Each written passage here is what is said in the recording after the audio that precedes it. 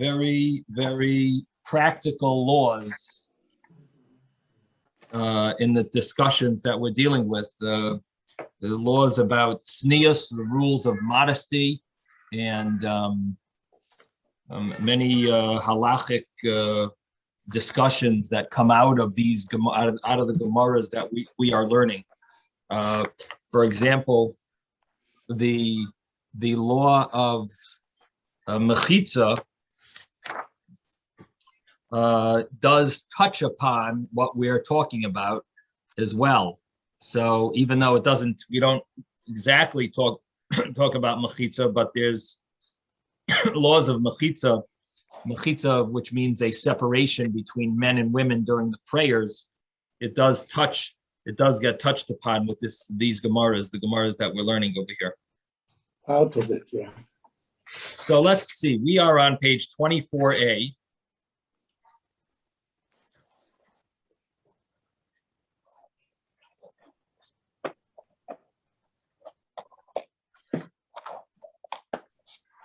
And the Gemara that we learned yesterday was the Gemara that says, Shoik bi'isha erva, the thigh of a woman is considered erva. And then we said, Koil bi'isha erva, the voice of a woman is an erva. And then we said that Sar bi'isha erva, the hair of a woman is an erva. So we had shoik, and we had koil, and we have sar. The idea of koil bi'isha erva, yesterday Ben had asked a question about on a recording, if a recording would be allowed to hear a woman sing. And the truth of the matter is, I did answer him that it's a problem. And at least that's from my circles. We don't listen to females singing, even recorded. But there are leniencies, and I want to give you the whole picture. I don't want to just tell you one side of the of the spectrum. I want to let you should know at least that there are other opinions. There's the idea of singing is listening to a female sing. There's really a question if that means it is the reason why you're not allowed to listen to her sing. What is the reason? Is it going to cause you to have thoughts, or is it the din of erva? Is it considered like a female is exposing herself? So they're really two separate laws. There's some laws that involve, it's all about causing someone that maybe will cause a person to have thoughts, or is it exposing oneself? Now, exposing oneself would be more limited than causing one to have thoughts, because if you're listening to this female sing, it could cause negative thoughts. But the fact that, is she considered exposing herself? Well, it's not really her voice. It's not exactly her. This is a machine that's making the voice. So maybe listening to a female on the radio could be there could be room for leniency if the reason of the law, if you understand it differently. Again, there's two ways of understanding the law of not listening to a female sing. If the reason for the law is that it might cause her thoughts, improper, inappropriate thoughts, so that would seemingly apply to all cases, whether it's a recorded voice or not, because ultimately it's that same female voice that one is listening to. But if the issue is that she is exposing herself, you're in front of an erva, you're in front of someone who is exposing themselves. So there's room for leniency because the voice that you're hearing is actually not someone who's exposing themselves. It's a recording. It's a machine, and so there might be room for leniency. My understanding would be that this room for leniency would apply if someone wanted to be lenient only on a person that knows that they're not going to have any negative thoughts. Because obviously, if you know you're going to have negative thoughts, then you have your own issue that you wouldn't want to listen to this singing, even if it would be permissible. But you would have your own reason for not listening. But assuming that you don't have negative thoughts, then you have to know what the reason is for this prohibition. If the prohibition is because of thoughts, then even if you're not going to have thoughts, if the rabbis made a prohibition, it would be prohibited. But if the reason is because of exposing oneself, that there is room to say that, well, she's not really exposing herself. This is the machine. It sounds like a woman, sounds like a female, but it's not her. So that would be room for leniency. Then I should mention that there are those that prohibit if you know the female, if you know the woman, that would be a reason that you would have thoughts about her. So if you're familiar with her picture, if you've met her, this would be a reason to say that now listening to her would be more prohibited. So someone who maybe doesn't know her at all and doesn't even know what she looks like, that person would have more of a lenient, be able to be more lenient. So there's that middle ground that says, the middle opinion that says it depends if you know her or not. So the extreme view is that it doesn't matter, it's always prohibited. The lenient view is it's permissible, assuming that you're not going to have bad thoughts, of course, but it would be permissible. And then the middle ground is if you know her. Yes, Robert. I can't hear you. I got it. Okay, so just to be clear, because when these discussions were had, there were no photographs, so what happens when we have a photo? I see that we have photograph of men, but there's also, and again, singing and photographs, essentially the likeness or the personification of the woman. What happens with a photograph? Is that also something that has to be taken into consideration as well as being, I would say, provocative by seeing a photograph of a woman within context, okay? So I'm just concerned with how this all evolves, and then how do you separate the singing from a photograph, a still, or just looking at each other on Zoom? I'm just curious. Right, it's a very good question. And your question, it sort of has to do with it does come up on the next page of the Gemara, because the Gemara talks about if you see someone's nakedness through a glass covering. So there's some glass that you're not seeing it, so it's covered, but you're still seeing it. So in today's day and age, that would be a TV. Because you have screen or a computer screen. Right. You have a nakedness right behind the glass, and so would that be prohibited? So, and as you say, we're talking about a case where it's like nakedness. It's a provocative. That would. So there's two issues. One is about reciting prayers in front of it, and the other is about gazing at it, which is for sure prohibited. Person's not allowed to gaze for enjoyment purposes at a female that they're not allowed to, that they're not married to, so that would be for sure prohibited. But just having it near you, so having the TV on or the computer, a video on or something on the computer with an inappropriate picture and a person is trying to daven there, that would seemingly be an issue. Now, the question is, to what extent if you turn around, do you need to turn around? Can you just close your eyes and not stare at, not gaze at it? But these would be some of the issues that it would, obviously the simple answer is that it's a no-no. You know, it shouldn't be there. It shouldn't be in your house. We shouldn't have such pictures. We shouldn't allow such things in our house, and we shouldn't have such things that, you know, that shouldn't be something that that's available even. And nowadays there's many organizations out there called TAG. They have in different cities. They just came to Miami now, and they help put some type of a program on your computer that will not allow any inappropriate pictures. So it's very important, especially for kids around, that you don't want them to have any, of course, adults as well, but kids,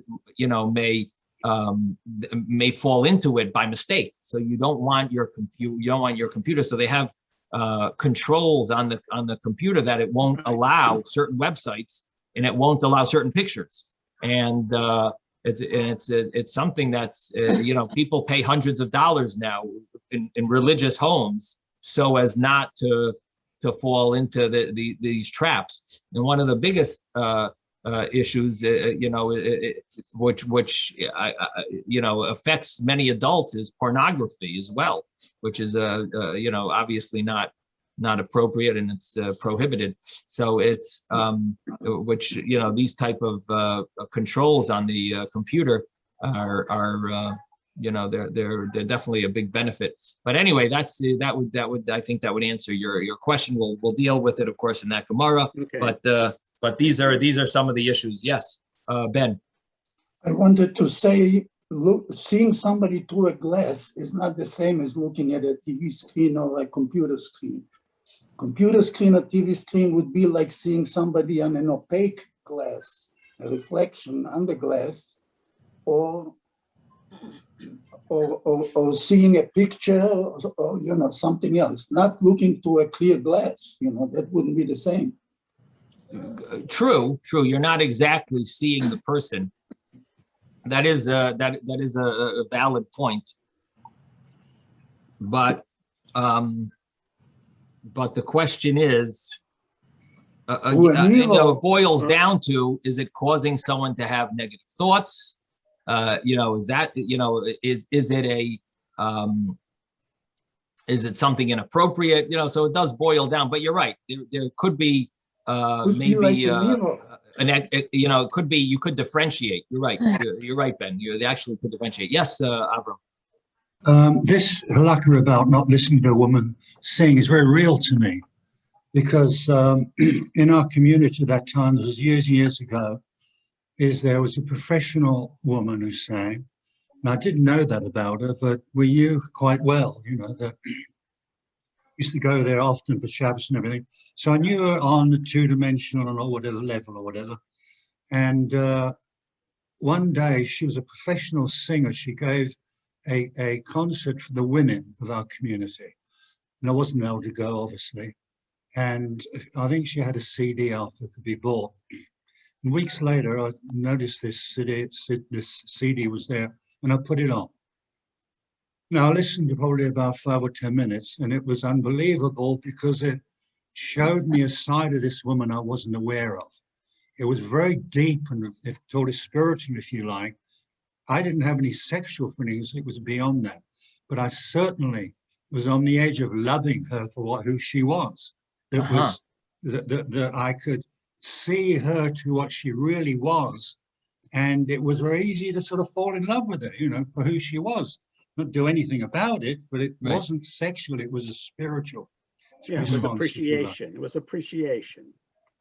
But I think it's not just appreciation. I think it's a little more that because its song has an effect to the soul. It is very it's a pull. It's an attachment. I think it's very interesting. Understand. Right. To listen to a woman sing. Right. So of course a person is allowed to hear their wife sing, but and their children, but more than that would be a problem.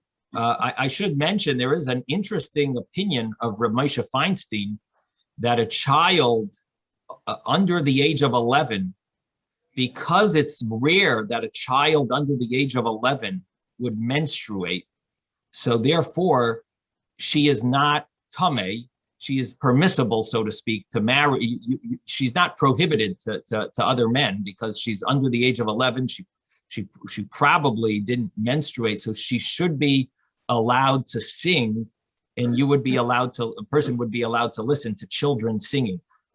Under normal halacha, we would think the age of 3, 4, 5, it would be maxed out by a much younger age. And Rav Moshe Feinstein is of the opinion that you have until the age of 11, up to 11, it would be permissible because she's not, in a sense, prohibited to you.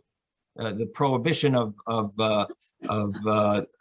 these issues are for someone who is prohibited to you. You're not allowed to listen to them.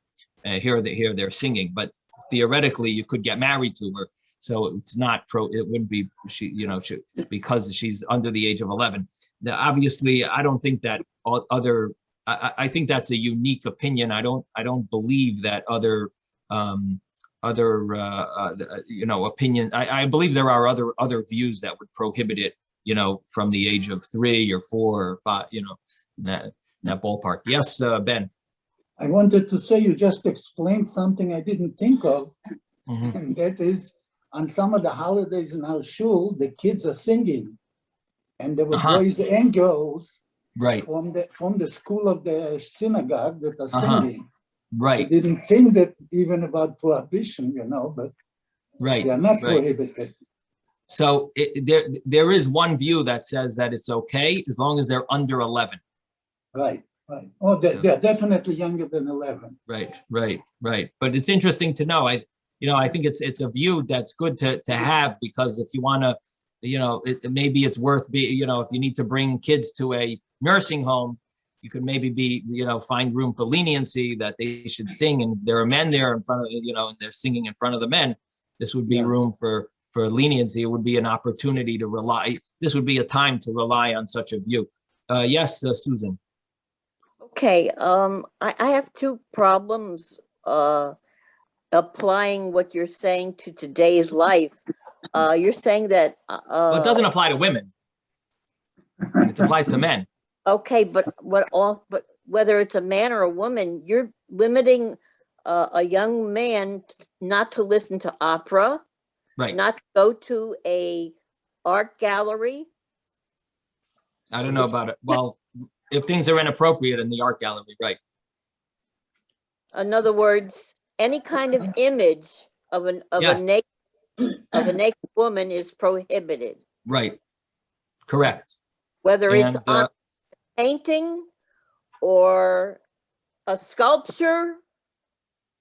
Anything, yeah, for sure. Listen, there's 2 points here. One point is something going to cause you to be, will it cause a man to be attracted, and will it entice him and make him, stimulated, so to speak? Okay. So that would be a problem. But then there's another issue. Are the Jewish men so weak? I need to know. Do you really think the Jewish man is so weak that he can't look away? And I don't think I ever met a Jewish man that ever got that excited. So what you're saying is that the man is excited that he's going to end up doing some act because of it. Going to an art gallery to look at paintings, how could that possibly excite? I can't comprehend that. I'm sorry. Right. Okay. Well, that's the way we're going to leave it. Can I add my 2 cents, if I may? If it's only a moment, yes. All right. Short and sweet. I think for me, in understanding the life and devotion of people who are Orthodox, some things are not within the realm of interest because it's not devotional to God and performing mitzvot. So you put people within the context of what they dedicate their life to, and what's important to them is values. And one needs to understand that within our fellow Jews on, let's say on the continuum of being religious or of being Jewish. That to me I considered that a long time ago, and I accept that. Okay, that's reality. Sounds good. Sounds good, Robert. But I will tell you, Susan, that you have to understand that men there could be desires, even though you don't see them excited. There are different feelings and emotions that people have, and therefore these things are prohibited.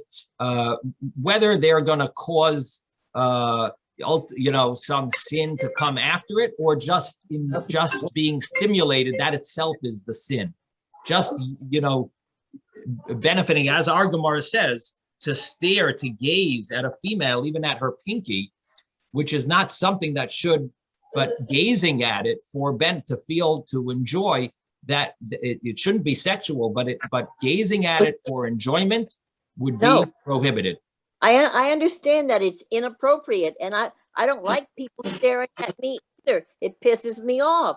But it's right. Just to me like you're depicting Jewish men right. as so my answer, I understand your question. You're thinking that this is leading to some crazy sin just because they saw a bad picture, and the answer to you is that the seeing is the sin, not the action that's going to come afterwards.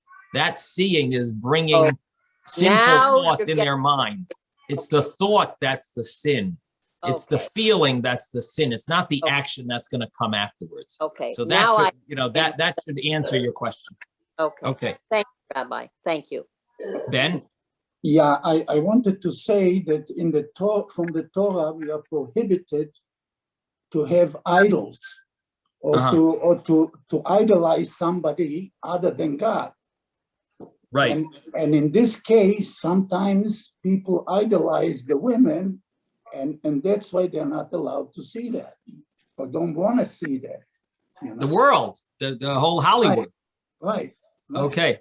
So now I want to share with you a very interesting, this is called a Shilas Achuvas. This is a response from Rabbi Moshe Feinstein he talks about having a mechitza made out of glass. A what? A mechitza is a separation between men and women in shul made out of glass. Okay. That can't be right. Would that be allowed? In other words, we know that in shul, we're not supposed to sit together with men and women. We're supposed to concentrate on the prayers. But would it be allowed to sit together? Would it be allowed to have a separation of a glass mechitza? So in this, the reason I'm bringing it is not really to teach the laws of mechitza, but there's something else that's in this that's really applicable to our Gemara. And that is that he starts off saying that although this is considered a separation, because a separation is a wall, even though it's glass. A glass separation is still a wall. So that's the way he starts off his responsa. And he says, but nevertheless, there is an issue. And that is that many women don't dress properly. And if men are facing them, so in other words, there's they're within one's eyesight. In other words, if you're sitting in the back row of shul, you can see the women on the side.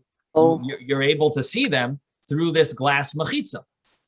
And so that could be a major issue. And it'll be prohibited to pray. Because if they're able to see them, and they're not dressed properly. And then Reb Moshe adds, what about women who come to shul and they don't wear a hair covering? And that's the Gemara that we learned about seyers, hair. That hair is considered prohibited. It says sar biisha erva, or seyer. The hair of a female is prohibited. It's considered like nakedness. That and it brings a verse from Shir Hashirim, the Song of Songs. And the question that Reb Moshe is going to ask is, why are we bringing a verse from Song of Songs about hair being prohibited if there's a verse in the Torah that talks about a Saita woman that we remove her hair covering, which shows clearly that biblically we're obligated to have a hair covering. So Moshe Feinstein is wondering, why does it bring a verse from the book of Song of Songs, which is later, which isn't biblical, it's considered rabbinic, and maybe a teaching of the prophets, instead of bringing a verse from the actual Torah. So he starts off, he says like this, he says, with regard to here, because many women don't follow the Torah, and they don't have hair covering, so there is room to be lenient, that's not called nakedness anymore, because it was nakedness when everyone wore hair coverings. But there is room to be lenient to pray in front of a woman that doesn't have her hair covering, because there is a room to be, this is the leniency, it's a famous leniency to pray, even though there's a female that doesn't have her hair covered. The leniency is known as the Aruch HaShulchan's leniency. Now, the leniency does not permit women to not wear a hair cover. It doesn't permit that. It totally prohibits it. A woman is obligated to wear a hair cover. But if a man wants to pray and there's a woman there that's not following the law, this would allow him to pray even in front of her, because since people don't wear hair coverings, there would be room to say that it's not something that's enticing anymore. It's not considered erva. And then he brings a proof from our Gemara, because he says, why does it use this verse? Why doesn't it bring the verse from the Torah? And he says, obviously, it's not a blanket rule that hair is considered erva, that hair is considered nakedness. In other words, a woman is obligated to wear a hair cover. That is for sure. That's biblical. That's from the Torah law. But the law that you are not allowed to pray in front of a woman who doesn't have a hair covering, that is dependent on if it's considered nakedness or not. And therefore, he brings a verse that the verse says that that here is considered something that is something that causes what that would be an element of beauty for a woman, and therefore it brings that verse. It could we have to be concerned that it could cause someone to have thoughts, and that would be the reason why hair would be prohibited, which would mean that nowadays, if you don't have that issue, if it's not an element of beauty because it's not provocative because it's normally not covered, so therefore there would be room for leniency to pray even in front of someone who's here. In other words, this is a special law regarding hair.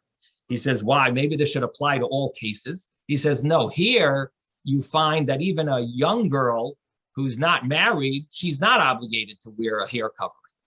If a girl is not married, or even an older girl, if she's not married. If she's not married, if she never got married, she wouldn't need to wear a hair covering. It's only a married woman wears a hair covering. So that means that there's room for with regard to hair, praying in front of someone whose hair is uncovered. You see, it depends on the time. It depends on the era that you're in, and so since we find that many people aren't, don't the hair covering, that wouldn't be the issue. But what about all the other the immodesty that people dress with?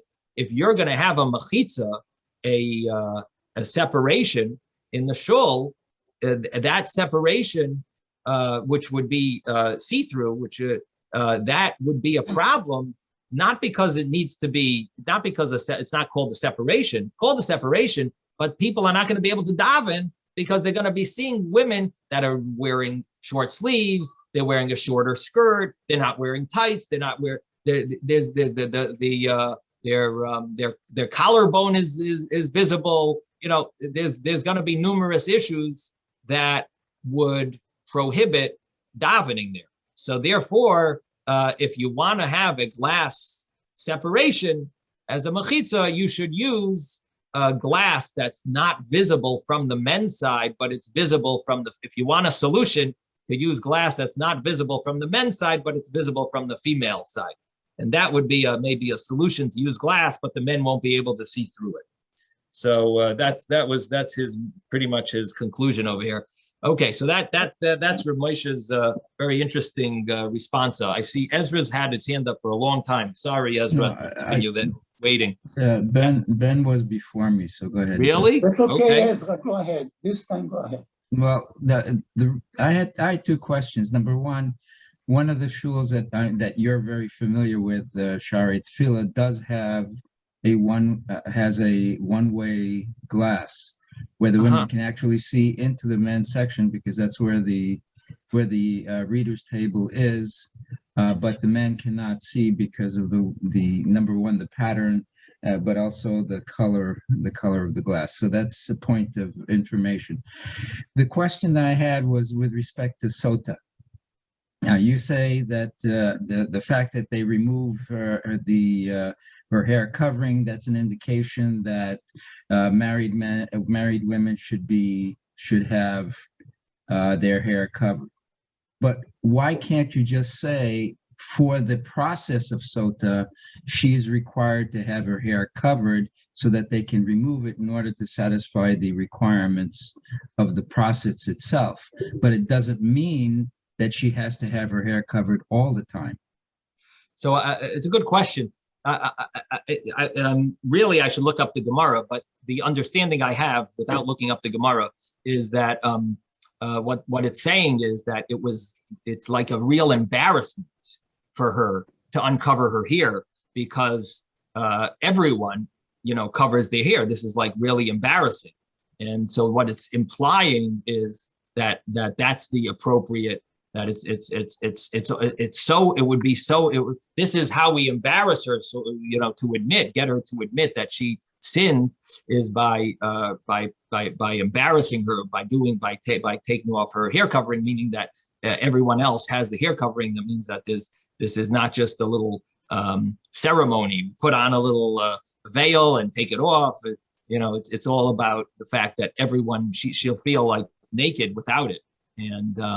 And so that's the meaning.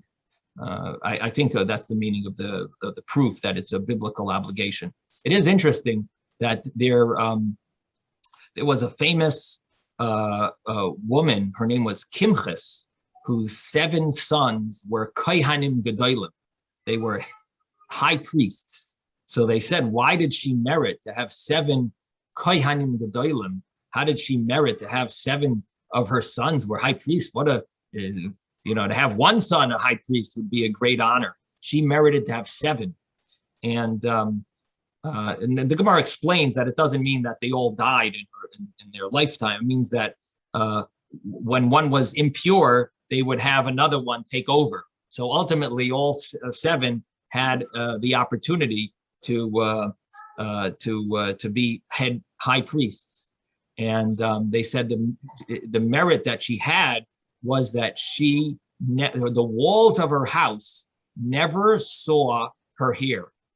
She always kept her hair covered. And what that means is that inside one's house, theoretically, one would be allowed to have their hair uncovered if no one else is around, just her husband. But outside, it's totally prohibited. Outside, it would be 100% prohibited. And if someone else is around, it would be 100% prohibited. But if just inside her house, but she was careful in her house that or that she kept her hair covered, and I think according to the letter of the law, I think even the household members, like the children, if I'm not mistaken, I think they would be also allowed to see their mother's hair theoretically. But she kept it covered, and because of that, she merited to have 7 sons, all Kaihanim Gedolim. And the Gemara then says other people tried to do this. They kept their hair covered, and it didn't work. So I heard an explanation. Someone was telling me in Shul an explanation that here is the concept of gevuras, the concept of severity, because here is even if you cut it, it doesn't hurt. It means there's such a tiny element of energy, of life that's in the hair. If it was a lot of energy in the hair, if there was a lot of life in the hair, it would hurt when you cut it. It's a very small amount of energy, of life in the hair, and that's why it doesn't hurt when you cut it. That's called gvura, because it's condensed. The energy, the godly energy that causes it to grow, is very concealed, condensed, contracted. So that's gvura, severity. And a kohen is kindness. So when it says that she covered her hair, it means that she made sure in her house they never saw any anger, any severity. It was only kindness in her house. And that's why it caused her children to be so righteous, to be fully the high priest, meaning the Kohen, who symbolizes kindness. It says Kohen Ish HaChesed, because she didn't have any severity. Therefore, she merited that her household would be full of, she merited that she had 7 Kohanim Gedolim. And that's why other people tried to follow, to copy her.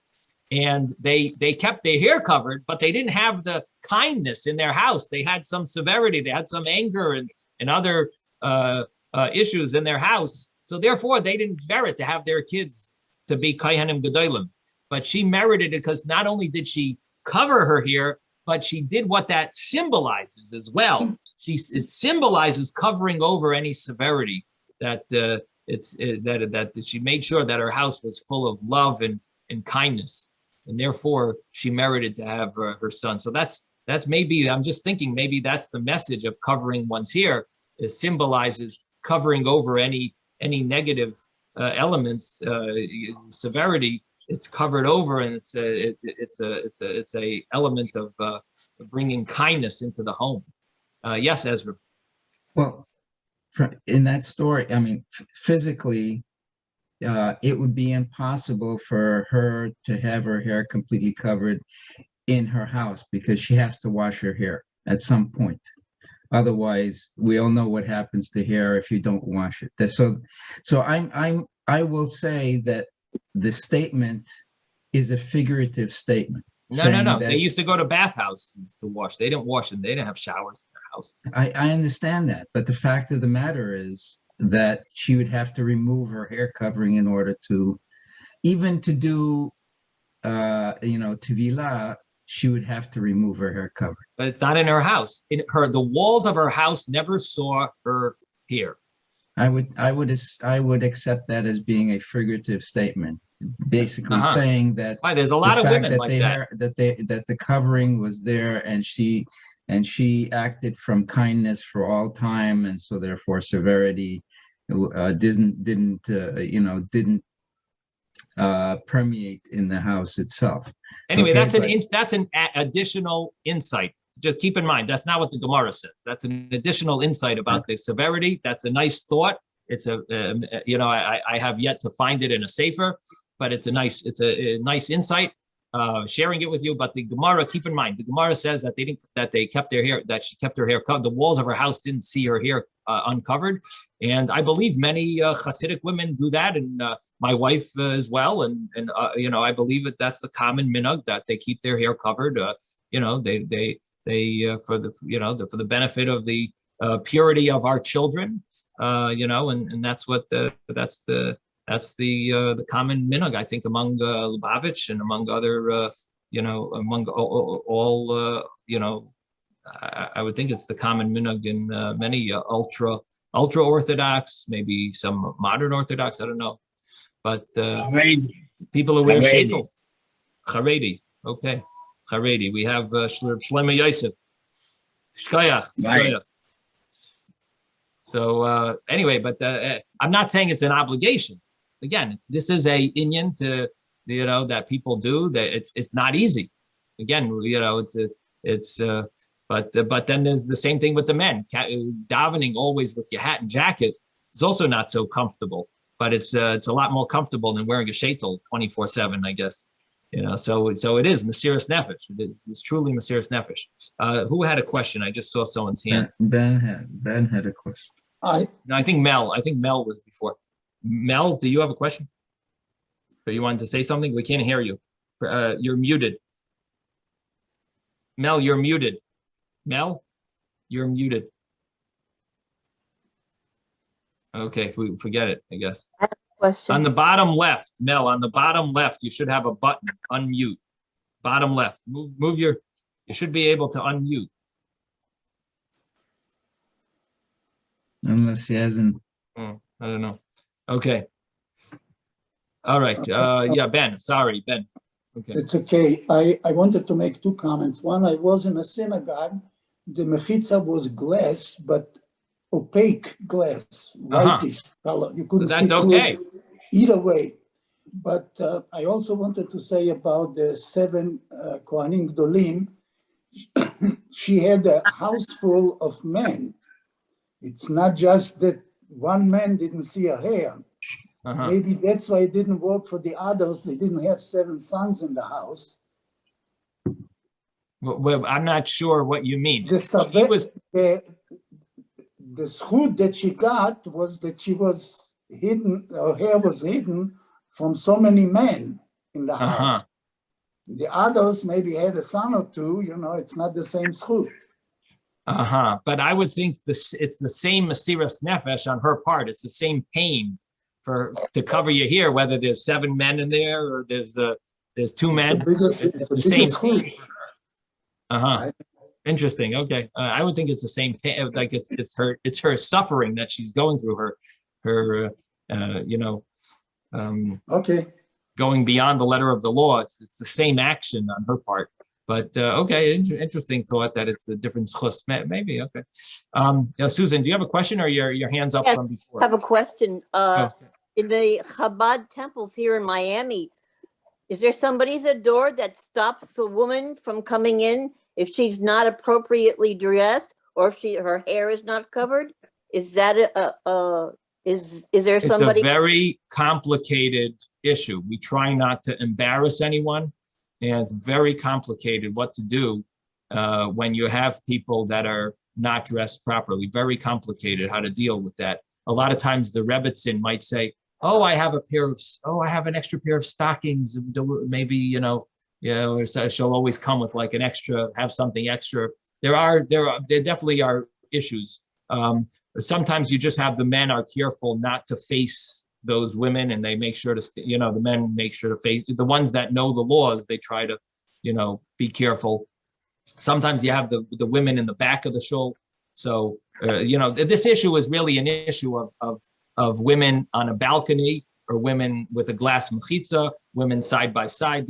That's where the issue, would present itself, because you're seeing someone. So even though you have a mechitza because they're on a balcony, but then you have the issue of davening in front of someone who's not dressed properly. So if the balcony is, 30 feet high is one thing, but if it's a lower balcony and you can see them, and you have good good eyesight, then it could be a problem. And you're right in front of them. So they're right in front of you. You can see them. In other words, don't stop a woman from coming into the temple if she's inappropriately dressed. Or we try not to embarrass anyone. They allow her to go in? Yeah, we try not to embarrass anyone, but someone might say something like, "Oh, please next time, dress more modestly" or something. But and then of course we learned that there are some leniencies if you don't look. So the official law, the best way to do things is if they're not in front of you, they're behind you, they're on the side, you can't see them, they're not at all in your vision, they're totally behind you. that that would be the most appropriate way to daven, is if Right. they're not in front of you. In front of Yeah. Now a man also has laws of erva, but for a man, it's only if his private area is visible. That would be that would be where the problem would stand, and that would be prohibited to daven in front of. But for a female, there's the other areas of attraction would be prohibited. Now, I do want to mention that there's other views also about the mechitza, that Reb Moshe Feinstein says that a mechitza that's glass is okay, but you just have the issue of people not being dressed modestly. There are other views about that. There's a very famous view that says that the prohibition, that the law of a mechitza is all about not having thoughts. It's not about separation. In other words, there's two reasons for the mechitza. It's either intermingling. So if you have a wall, you don't intermingle. But if the reason for a mechitza, separation, is because of thoughts, then it will change the whole picture. You can't have, it doesn't help to have a wall that's see-through, because you're still having thoughts, and a person should be concentrating on their prayers and not have any other thoughts. And therefore, according to that opinion, doesn't help to have a glass mechitza, even if everyone is dressed perfectly and modestly. It doesn't help to have glass, because you still could have thoughts about you shouldn't be thinking about women, just like we said in our Gemara, that even her finger, even her pinky, you're having thoughts. So if the reason is not to intermingle with women, then a mechitza helps, because it stops the intermingling. But there's a wall in between. But if the reason is, so these two opinions, they're known as Reb Moshe Feinstein's view versus the Satmar Rav's. This was he wrote a whole pages on this. This was a major argument, debate, if the reason of a mechitza is. The truth is that it's discussed in the Rambam before these two rabbis. The problem is the Rambam says both. The Rambam at one point says it's about about thoughts, and the other place he says it's about separation. So the question is, which one is like the main? What's the main reason? And ultimately, as we see, Reb Moshe's leniency, it does have another issue, and that is, in other words, there's another difference besides being a see-through mechitza. There's also how tall should the mechitza be? Does it have to cover your face? So in other words, should it be as tall as people are? Or does it just have to be tall enough to block people from intermingling? Which he says, I think 5 feet. That it sort of like causes there to be a blockage, that it's hard to intermingle and to speak together. But there's that's more or less the issue. Let me just read for you. In defining the prohibition, Reb Moshe writes, the problem is creating an atmosphere of lightheadedness and frivolity, and not to prevent men from looking at women. That's not the reason, according to him. It's about, based on this explanation, he rules, while it's preferable that women should be upstairs and men downstairs, a mechitza qualifies even if it reaches shoulder height alone. He mentions a height of 18 tfachim, 18 handbreadths. Even if men and women can see each other over the mechitza, he says it's not an issue. 18 handbreadths, Rabbi, that's normally 72 inches. That's almost 6 feet. That's normal. Well, a handbreadth, it depends how big a handbreadth is. If a handbreadth is 3 inches or 3.1 or 3.2 inches, which is the common view, it's less, or maybe 3.3 inches. So no, I've always been taught it was 4 inches. No, that's a very extreme view. It says in the Kahas Chumash that it's 3.15 inches. That's the more accepted view. The Chazon Ish has a very, very high, measurements, but the general community doesn't follow the Chazon Ish. he's like an extremist in regard to his views, and he says something around 4. That's not the common view. The common view is Rabbi Avraham Chaim Noah, who's the general accepted Paisik, and his view was like three whatever David just said, 3.15. So if you multiply that, so it comes out. I think it's brought down what his because Reb Moshe also has an opinion of what a tefach is, and it's not the Chazon Ish. I can guarantee you, he also has a view of how much the measurement is, but it's definitely less than the 4 inches. So basically, he says the purpose is to separate between the men and women, and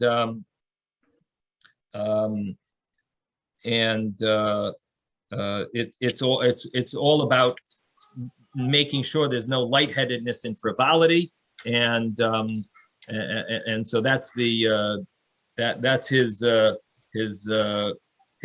reasoning, and that's the reason he says is the main reason, and the Satmar Rav was of the other view, and most opinions, well, I shouldn't say most, but many opinions say that mechitza, Rav Moshe's mechitza is not high enough. There are numerous opinions that feel that that it really should be higher, and so on. And so that's the famous. It's a famous debate. There's a shul in Manhattan called the Lincoln Square Synagogue. They have I think glass mechitza, so they call it, instead of the Lincoln Square Synagogue, they call it the Wink and Stare Synagogue. Anyway, so that's just a little information, give you a little background. Let's see whose hand was. I don't know whose hand was up first. Let's get David, because he hasn't said much. Yes, David. Yeah, I heard of, it's a short story. The 2 best friends went to Rabbi Moshe Feinstein to ask separately. They went to ask how tall the mechitza should be. So he told one of them 5 feet, and he told the second one 6 feet. So the one that he told, so later on in the week, they got together and they were saying that they both went to Rabbi Moshe and asked the same question and what the answer was. So the one that got told 5 feet, he went back to Rabbi Moshe and he was very upset. He said, if you don't have to be lenient with me. If it's a rule, tell me the rule. If it's 6 feet, tell me I could take it. You don't have to be lenient with me and tell me 5 feet. So Rabbi Moshe said to him, the rule is 5 feet. You need 5 feet. Your friend, he needs 6 feet. In other words, he's either looking or he's taller, but your friend needs 6 feet. Right. Cute. Right. Okay, Ben. Yes, because we got to learn tomorrow. Last question. That's exactly what I wanted to say. 5 feet is not fair because they are only covering the short women. Maybe the long women want to be covered too.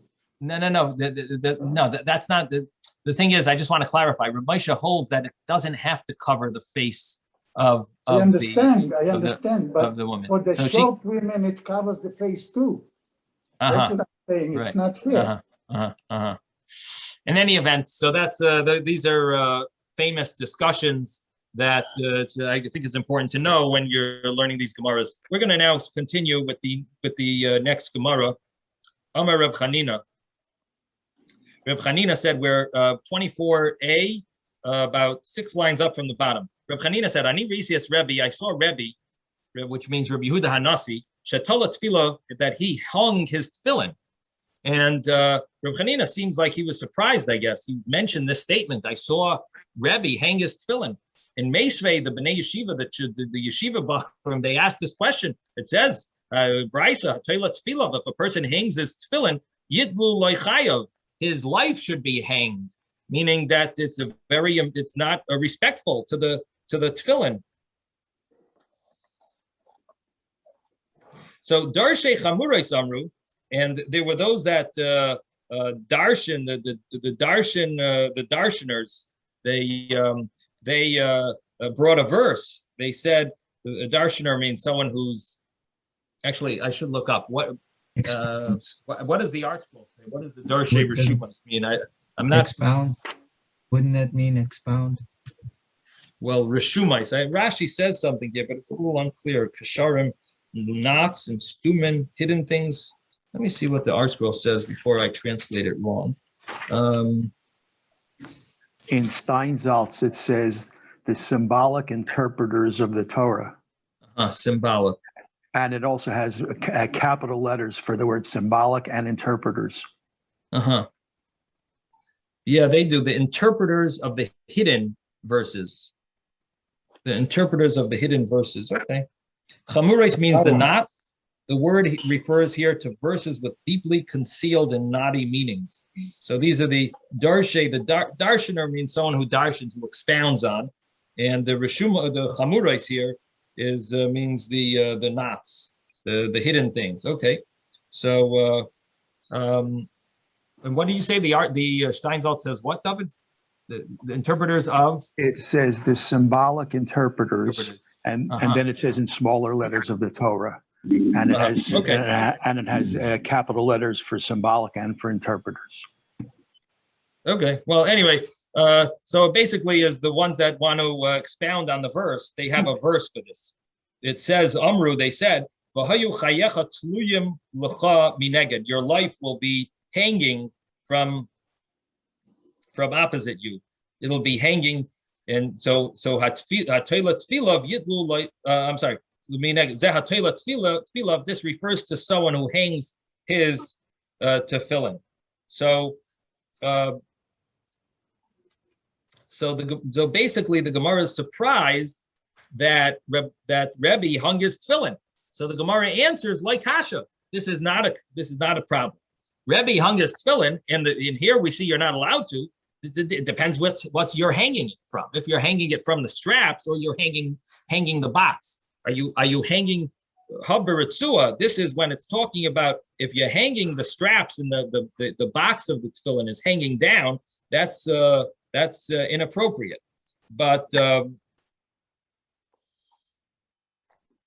if you hang it with the box above and the straps are down, that's okay. Habberitzitza, that's the box of the tefillin. Or if you want, you could say another answer. Leishna ritzua, it doesn't matter what you're hanging it from. Leishna ktsitza, both are problems. Also, they're both prohibited. Rebbe, when did Rebbe hang it? Bekisisa tala. He hung it with its cover.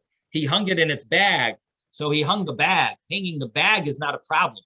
Hanging the tefillin on they would have a nail in the wall and hang the tefillin. That would be a problem. Whether you're hanging it from the strap or whether you're hanging the box will be a problem. The Gemara says, if so, why is he telling us that he hung the tefillin? He didn't hang the tefillin, he hung the bag of the tefillin. That's obvious that it's okay. Why would he tell us that? Mahu de tema. What might you have said? You might have thought, Tiboy Hanocha, it needs to be placed, Sefer Torah, that you need to place it down respectfully, like a Sefer Torah. You can't even hang the bag. There's a Torah you wouldn't be allowed to hang. Even if you're hanging the actual Torah, it wouldn't be allowed. It's supposed to be placed. So you would think it needs to be placed like a Torah. Kamash Malena comes and lets us hear that it's allowed to be hung. A bag of tefillin can be hung. You can hang it on some type of a nail or something. Reb Chanina says, "Ani risis Rebbe. I saw Rebbe shagihek, that he burped, upihek, he yawned, v'nesatesh, and he sneezed, v'roik, and he spit." Next page. Turn the page. 24b. Umamashbesh bevigdai, and he would touch his beged. He would rub his beged, which means he would remove lice. Rashi, according to Rashi, it means he would remove lice from his garment, even while he was praying. But if his talus fell, he would not pick it up in order not to interrupt his prayer. So it's very surprising that he would do these things in the middle of prayer: burped, yawned, sneezed, spit, and flicked off lice. But he wouldn't put on his garment. And when he burped, he would put his hand so that over his mouth, that people shouldn't see, that he shouldn't see his mouth open. Sentera means he put his hand over his jaw. Meisvei, Hamashmiya Koiloi B'Tfilasi. The Gemara asks a contradiction. It says that a person's not supposed to make their voice loud during their prayer. If a person does, if they say their prayers out loud, if they make it hearable to others, it means that they don't believe Hashem hears them. They're from lower level people of trust. They don't trust. They don't believe that Hashem is hearing them. If a person elevates their voice, like screams in their tefillah, say the person is like a false prophet, as it says that the false prophets they screamed. Now megahek umafahek, the megahek, which means burped, and mafahek, which means yawned. Oh, I'm sorry, I translated. One second. Let me go back. When it says when he burped, he put his hand over his mouth. When he yawned, he put his hand over his jaw. Okay, back here. So megahek is when he burped, and mafahek is when he yawns. Is a person who burps and yawns in the middle of prayer. They are arrogant. And a person who sneezes during their tefillah, siman ra'aloi, it's a negative, it's a bad sign. And some say it's nicker, it is recognizable. Shehu mechur, that he is disgusting. So the question in haroik b'tfilas, a person who spits in his prayer, kilo roik b'fnei hamelech, it's as if you're spitting before a king. So the Gemara is trying to figure out, how did Rebbe do all these things if the Brisa here says these are all inappropriate? You're not supposed to do these during prayer. So bishleim and megahek, it's fine. Burping and mafahek and yawning, like kasha, it's not a question. Sometimes it comes automatic. You have no choice. You can't stop yourself.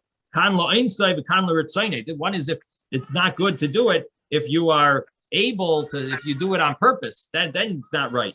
If you did it la'oinsai, against your will, that's okay. Ela masatesh amasatesh, but what, sneezing, kasha, that's a kasha. How could it say you're not supposed to sneeze? And Rebbe would sneeze during his prayers, and it's a contradiction. And there's only one way to do it is you can't make yourself sneeze.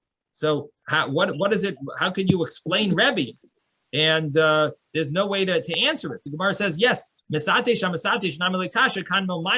question. One is talking about sneezing above, and kanmel mata, and the other one is passing gas below. That uses the same term, misatish. So in other words, when it says Rebbe sneezed during his prayers, it means from his mouth he sneezed. But where it says in the Brisa that it's a negative, a bad sign, or it's something that's mechura, disgusting, that's when it's from below, passing gas during prayer, during Shemana Esrei. Damar Rab Zeira Ham Milsa. Okay, we'll stop here. Okay, well, any questions? Have a wonderful day, everyone. We'll see you tomorrow. We'll see you later today, actually. We have the special guest speaker. Thank you. Please tell your friends if you have anyone that might be interested. Thank you. Stay safe. Thank you, Rabbi. Okay. Thank you, Reverend.